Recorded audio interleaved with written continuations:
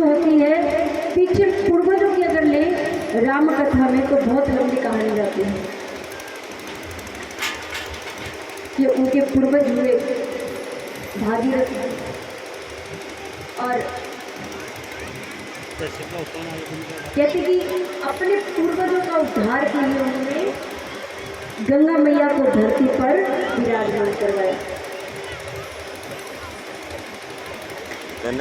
कहते कि 100 भाई थे पहले और भाई ने एक कामधेनु गाय को ढूंढने के लिए जब नीचे जमीन खोदते खोदते खोदते खोदते सागर बना दिया, सागर के समान बड़ा बना दिया, तभी कोई नहीं मिला।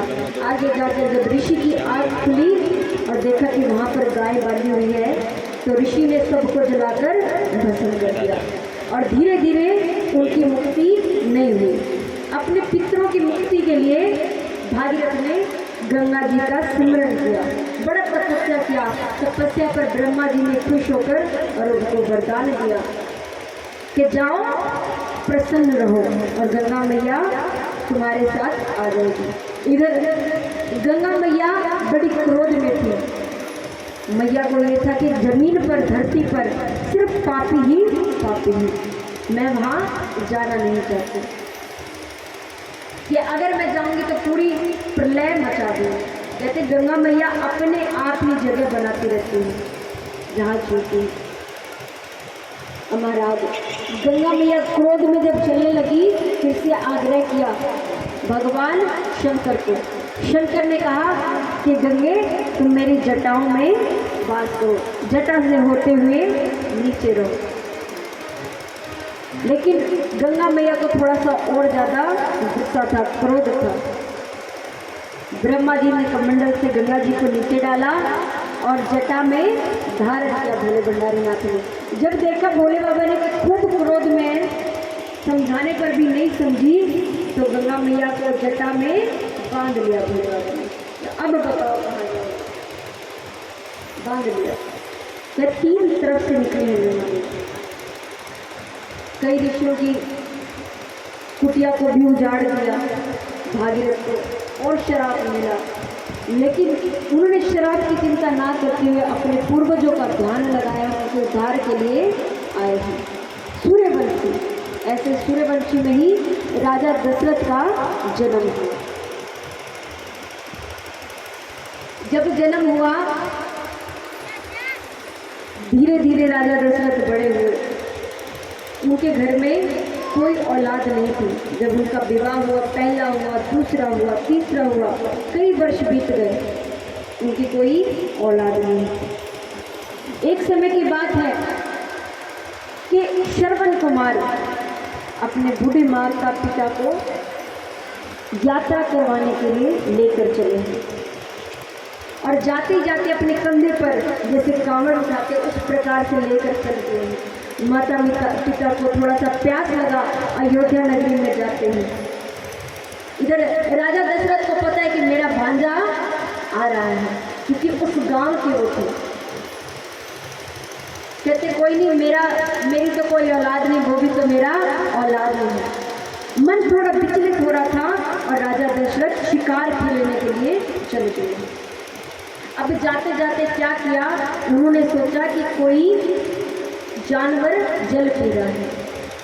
जब श्रवण के माता पिता को प्यास लगी कि बेटा को पानी पिला दे, बड़ा प्यास लग रहा है कि हमसे रहा नहीं जाता। श्रवण ने वहीं पर उतारा अपने माता पिता को और पानी का कलश लेकर चल दिया है। पानी की डबडबाहट सुनकर इधर राजा दशरथ घाट पर थे, उन्होंने सीधा तीर छोड़ दिया। पहले अभ्यास ऐसा होता था कि जिसको मारो वहीं पर निशाना लगता था। अर्जुन का आपको पता ही है, द्रौपदी से जब विवाह किया सीधा निशाना लगाई, नीचे देखकर और मछली की आंख पर निशाना लगाया। क्यों लगाया? जब वे प्रयास कर रहे थे, गुरुदेव जब अपने शिष्यों को बता रहे थे कि इसका निशाना ऐसे लगाना है, एक पेड़ पर एक चिड़िया छुपा दी। सभी शिष्यों से पूछा, कहने लगे कि बताओ इस पेड़ पर तुम्हें क्या दिखाई दे रहा है? किसी ने कहा मुझे हरे रंग की चिड़िया दिखाई दे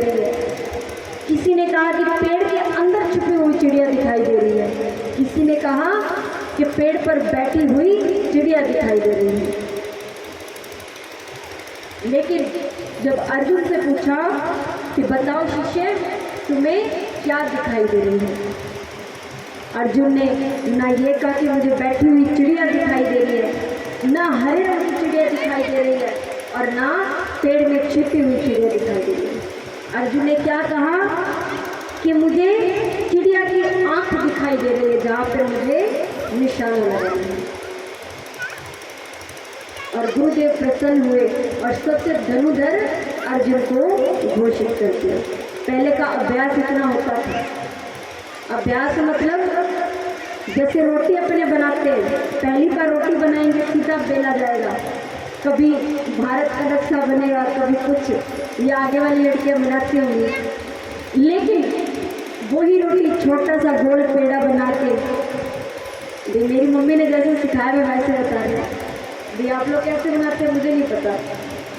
पहले पेड़ा बनाओ, फिर ऊपर ऐसे ऐसे करके गोल बना दो, उसके बाद चकले के ऊपर रखे और एक बेलन को थोड़ा सा भार दो, एक को उठा के और फिर बेलो। रोटी गोल गोल घूमेगी और रोटी कभी टेढ़ी नहीं बनेगी और कभी गालियाँ नहीं खानी पड़ेगी। तेरी माँ ने मुझे क्या सिखाया? देखो ऐसी कथावचक देखा है कि रोटी बनाने भी सिखाती है। सब अभ्यास से होता है। एक काम को बार बार करोगे, कहते हैं कि चींटी दीवार पर जब चढ़ती है ना, बार बार बेचारी गिरती है, लेकिन वो अपना लक्ष्य नहीं छोड़ती।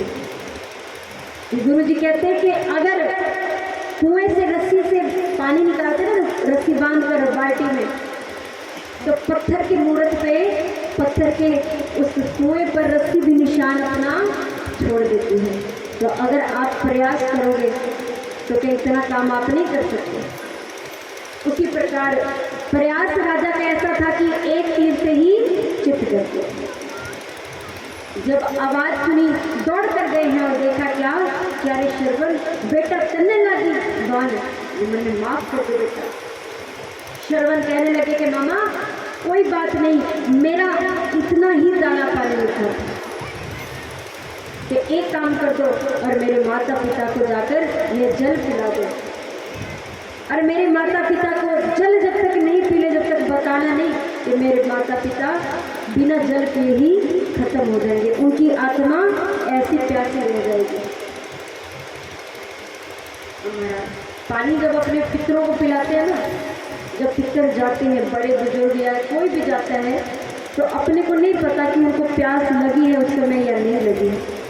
कई प्यासे सोचते कि कोई मुझे पानी पिला दे, लेकिन बोल नहीं पाता कि अंत समय तेरो जद आवेगो तो बोलना तो चाहेगो पर मुंडा खोल नहीं पावे। राम नाम को सुमरन कर बंदे, ओही तेरो धन साचो है, यो टाबर टीका लोग पर आया, दुनिया की बाता न्यारी। अपने पितर को जब पानी देते हैं ना, आप शराब चल रहे पितरों को पानी देते हैं उनकी प्यास बुझाने के लिए। राजा दशरथ चल दिए हैं, माता पिता को लगा कि शायद हमारा श्रवण आ गया, आवाज लगाते श्रवण तू बोलता क्यों नहीं हमें कलश पकड़ा दिया, तो बोलता क्यों नहीं। राजा दशरथ ने जब बोला तो माता पिता कहते कि हमारा पुत्र कहाँ है।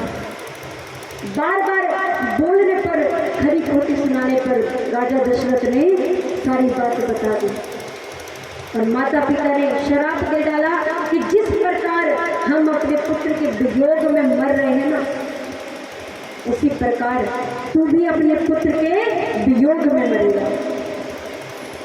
और दोनों माता पिता ने अपने प्राण त्याग दिए। वही राजा दशरथ एक समय की बात है, शीशे के आगे, दर्पण के आगे बैठकर और बाल संवार रहे थे। फिर क्या देखा, एक बाल सफेद। मन में विचार करने लगे कि बुढ़ापा आ गया और आज तक कोई औलाद सुख नहीं मिला। राजा ये उसी टाइम बड़े प्रसन्न हुए थे, कहने लगे कि मेरे किस्मत में तो कोई औलाद है ही नहीं, ये शराब दोगे क्या फायदा, जब मेरे किस्मत में कोई औलाद ही नहीं है तो शराब कहाँ से लगेगी। लेकिन जब सफ़ेद वाले देखा, प्रजा की बात सुनी कि हमारा राजा तो अगला कोई है ही नहीं, ये राजा वंशी समाप्त है। राजा ने अश्वमेध जो यज्ञ था उसके बारे में बड़ा सुना था कि कैसे हमारे पितरों ने वो यज्ञ करके और गंगा मैया को अवतरित किया, और वही यज्ञ करने के लिए शुरू हो गए। यज्ञ किया बड़े धूमधाम से। वरुण देवता प्रसन्न हुए और प्रसन्न होकर और वरदान स्वरूप एक पात्र लेकर और सामने आए। पात्र में से खीर का प्रसाद था। कहने लगे कि राजन, यह खीर अपने तीनों अर्धांगियों को खिलानी। अब एक पात्र है, ले गए घर पर, ले जाकर तीनों को अलग अलग छोटी छोटी पात्र में खीर का प्रसाद डाला। चौथा जो पात्र था वो 2 पात्र यशोदा जी को दे दिए। अब यशोदा जी से वो चील वाली मैंने बात बताई, एक चील ले गई और बाकी रानी ने अपना प्रसाद ग्रहण किया। प्रसाद खाते ही और सीधा कौशल्या जी, केकई जी और सुमित्रा जी तीनों के आंगने में 4 पुत्र हुए, राम लक्ष्मण भरत शत्रुघ्न। बोलिए श्याम